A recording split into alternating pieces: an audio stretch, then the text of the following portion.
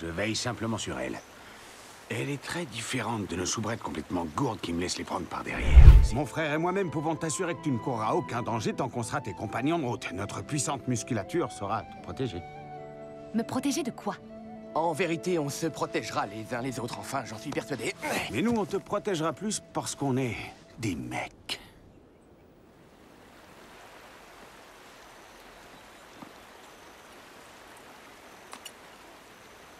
Boum! Non! Qu'est-ce que tu fabriques? De quel droit te permets-tu de me faire peur comme ça?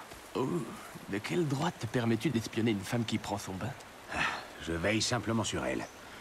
Elle est très différente de nos soubrettes complètement gourdes qui me laissent les prendre par derrière. Cette femme me déroute. Comment faire pour apprivoiser une telle tigresse aventureuse?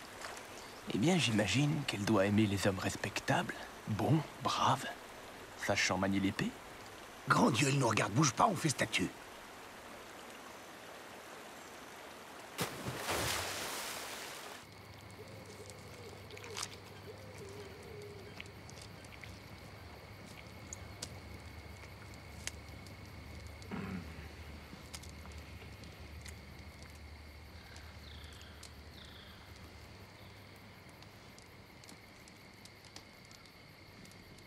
On sera bientôt à court de bois.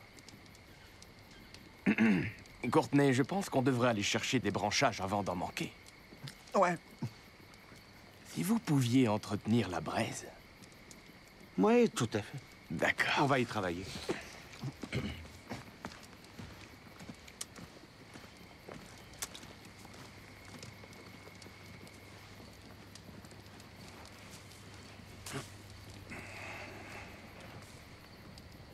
Un autre morceau de viande te ferait plaisir.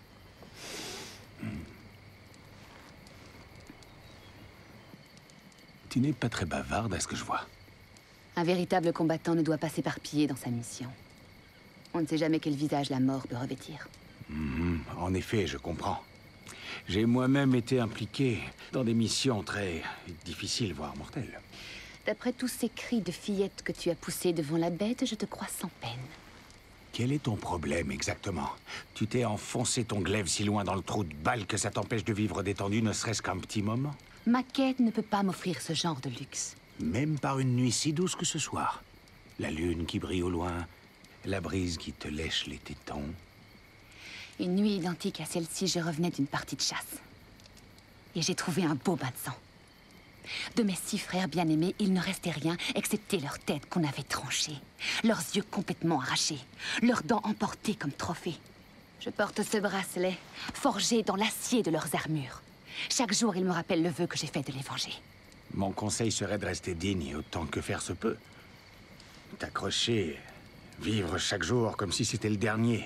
Faire l'amour quand t'es près d'un feu de camp et que les autres sont partis battre la forêt pour chercher du bois. Des trucs simples dans ce goût-là. Tu penses qu'il va lui faire l'amour ce soir? Y a pas de risque. Ouais. Ce qu'on sait moins, c'est que j'ai passé les 3/4 de mon temps à l'envier. Envier Thaddeus? Tout le temps, je l'admire. Il sait se reposer et rire de la vie. Toujours, il profite du moment présent. Alors que moi, j'étais sur l'estrade. Plein de maquillage pour couvrir mon acné. Mes cheveux parfaitement coiffés, même pour la guerre. Vous appréciez mal la situation. Au contraire, il vous regarde sans arrêt, avec beaucoup d'intérêt et d'ardeur. Parfois, il emprunte votre armure et il parade avec dans la cour du château, votre glaive au-dessus de lui. Au combat! Je suis le prince Fabius! Regardez-moi trucider les dragons! Il fait tout ça par amour. Il vous aime, sire. Il vous adore, en fait.